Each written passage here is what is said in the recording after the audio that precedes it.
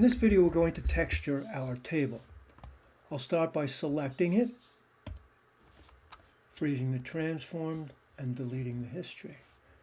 I'm going to apply material to it, but I'm going to use the hypershade to do so. The hypershade is the little blue ball that we see up at the top.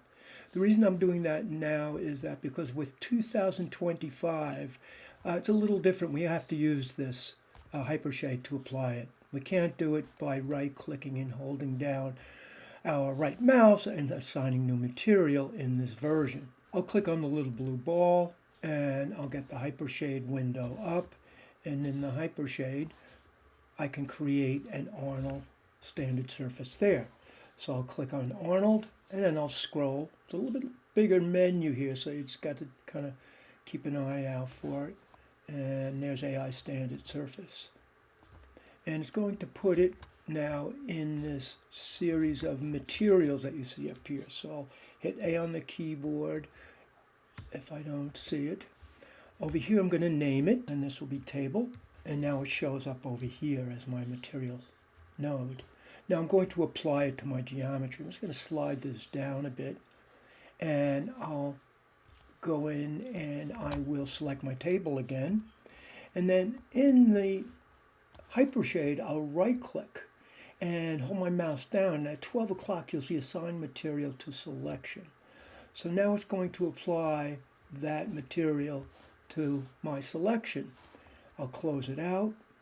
And now I'll right-click and go to Material Attribute. Here's my table texture node. Now we're going to use automatic mapping to generate our UV map here. And I'm going to do it with one piece at a time. So I'll select the tabletop. Either I'll go up and click on my UV editor that's on my dock, or I will go to UV and I will open up the dock that way. I'll return to UV and I'll choose automatic. And you'll see it breaks it down into the components of that table, the edges, the bottom, the top.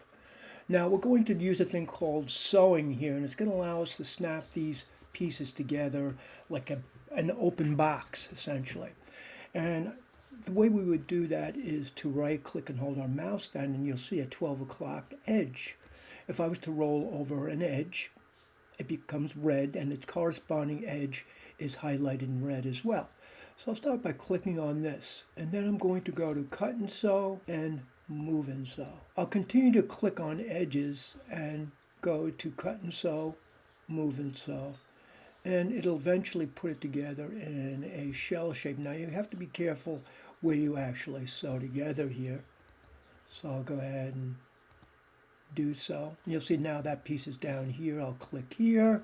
If I was to hit G on the keyboard, it repeats the previous function. I would like to see what I actually have at this point, so I'm going to right-click and choose UV shell, and I'll click on the shell, and I'll move this out. So I have this piece here to attach to this one yet. So I'll right-click once again, and I'll choose Edge, and I'll look for a corresponding edge. So I have two options. I can click at this one or this one, and it'll just make it into pretty much the same shape. I'll select this one, and I'll go to Cut and Sew, Move and Sew, once I've selected the edge. And now if I go to UV shell, it's one entire shell that looks like basically an opened up flat box. Now I'm going to do the legs, and I'm going to just move this outside of that main quadrant in the editor so that it doesn't overlap what I've just done. I'll return to my viewport. I'll right-click and choose Object Mode, and I'll select one of the legs. Now I'm going to use automatic on this, and then we'll just keep them together. We won't have to sew them, but we're going to stack them all on each other in this lower left-hand corner, as you will see in a moment. So with that leg selected, I'll go up to UV, and again I'll choose automatic, and you can see it's stacked those components in that corner.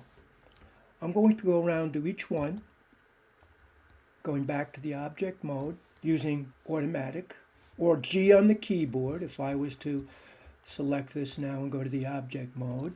And with it selected, if I were to hit G, it does the same one. So they're all stacking up on top of each other.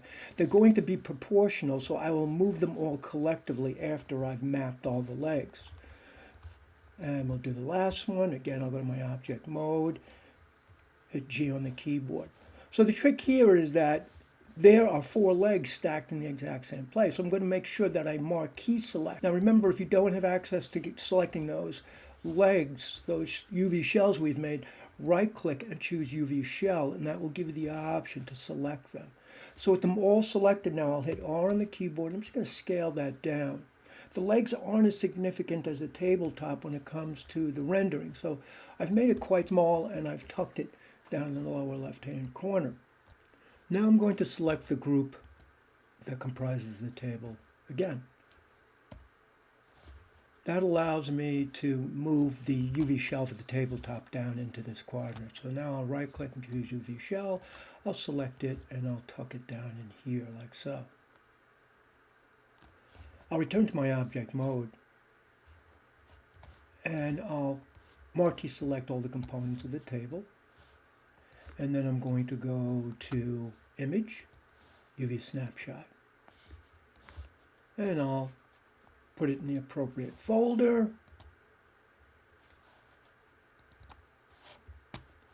Naming it.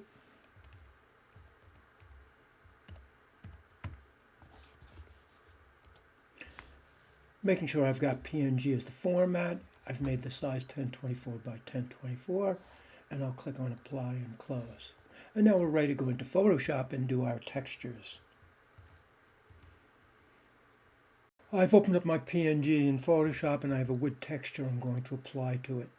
I've made a selection, I'll copy it, and I'll paste it in.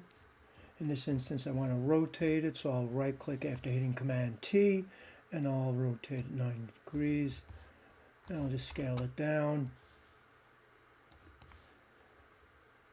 I'm going to change the order of my layers by putting the UV map on top so I can see a little bit more clearly where I need to move my texture. I'll duplicate it to put it on the other side, and I will duplicate it one more time for the legs. And I'll just drop that layer order down so that it falls behind the tabletop. So now I will turn off the UV map, and I'll save this and we'll go back into Maya and apply to our table. Back in Maya, I'll right-click on my table, go to Material Attributes, and under Base, with the Color tab, I'll click on the checkerboard. In the Create node, I'll click on File, and then I'll click on the folder next to Image Name, and I'll navigate to my Project folder and apply the texture. And if you don't see it immediately, hit 6 on the keyboard, and you'll see what your texture looks like.